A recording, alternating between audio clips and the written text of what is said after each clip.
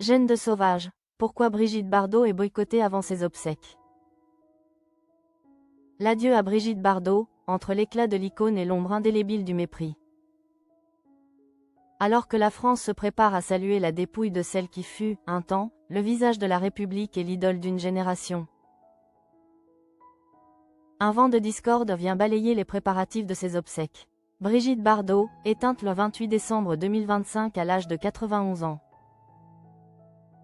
Emporte avec elle un héritage d'une complexité rare. Si le monde pleure l'actrice incandescente de Et Dieu créa la femme et la militante acharnée de la cause animale, une voix s'élève pour rappeler que derrière le mythe se cachait aussi une femme aux paroles parfois destructrices.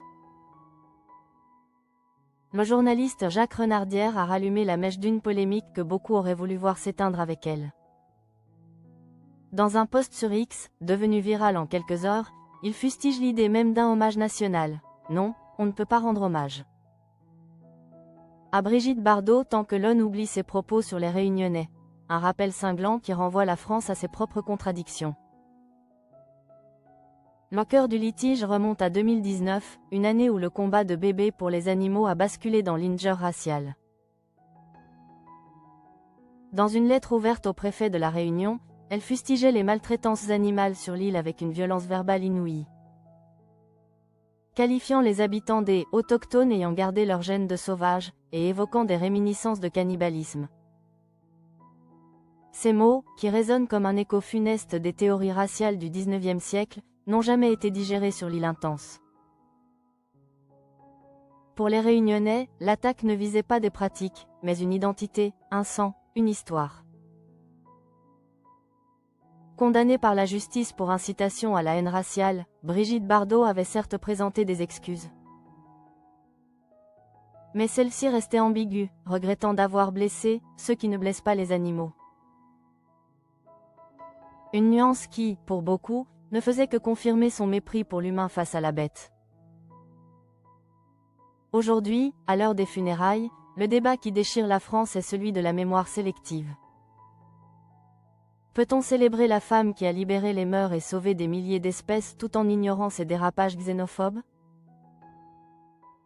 Pour les défenseurs du 7e art, Bardot est une part du patrimoine mondial, une révolution esthétique qui dépasse ses opinions personnelles.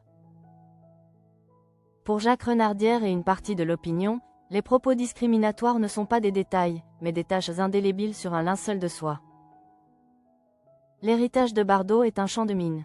D'un côté, la passionnée qui a transformé la madrague en sanctuaire, de l'autre, la figure politique radicale dont les prises de position ont heurté des communautés entières.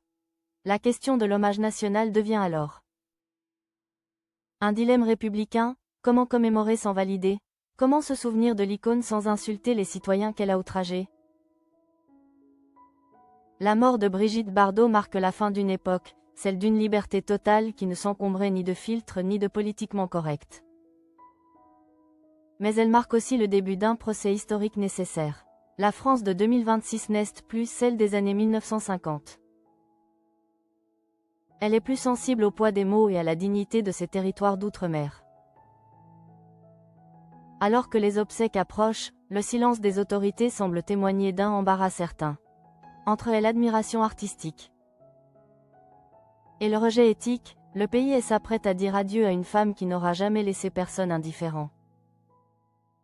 Le débat sur sa mémoire prouve que si Bardot a créé la femme, elle a aussi, par ses excès, ravivé des fractures françaises que même le temps ne semble pouvoir apaiser.